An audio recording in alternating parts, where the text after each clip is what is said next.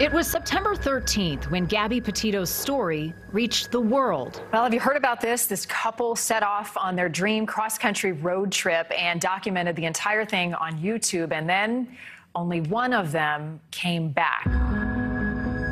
It has set off a nationwide search for a 22-year-old. Her name is Gabby Petito.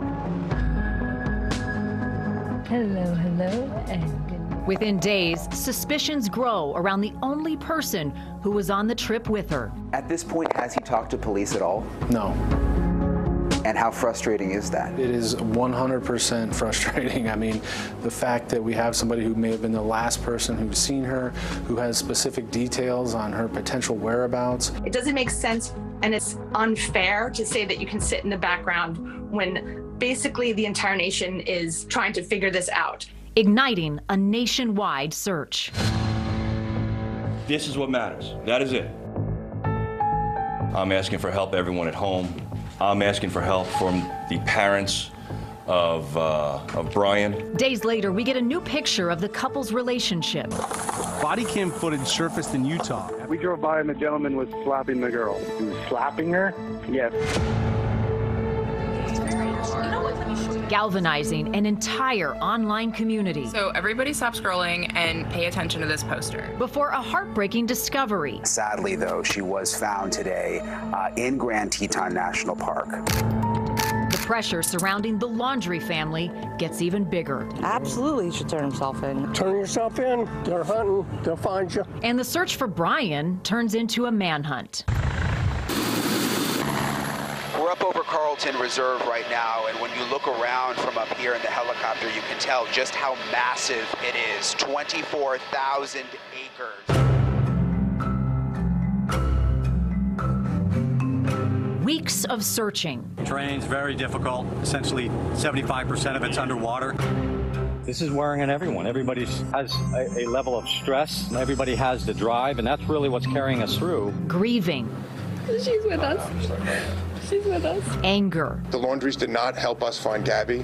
They're sure is not going to help us find Brian. And digging at campsites. Have you seen Brian Laundrie? I haven't. I don't know anything about it. The Appalachian Trail. And I'm 99.99% sure that was him. And outside the Laundrie home. What was that small jar that they took into the camper? In my opinion, it was an evidence collection tool. They are going in there and looking for DNA evidence, hairs, fibers. Each night, shocking new information. And she said, Brian grabbed my face. She's clearly distraught. We see some new angles of that police encounter. As an investigator, how do you receive this video and what do you do with it? She was definitely victimized here. New voices enter the story. We start tonight with Brian Laundrie's sister, Cassie. Well, let's just go to the headline here because I couldn't believe it when I heard it. She was asked, do you think they're involved, your parents? And she said, I don't know. She didn't say no. She said, I don't know. New accusations. If he was staying with his parents at the house and I was out there were a lot of police outside the house a lot of the time. Why didn't you see him? I didn't see him, and I was out there. Police were out there. I mean, we've heard stories. Could he have gone out a back door? Could he have, run through a yard? I mean, do you have any idea? Yeah, no. And revelations. Cause, death by strangulation, and manner is homicide. And a new focus on finding justice for Gabby.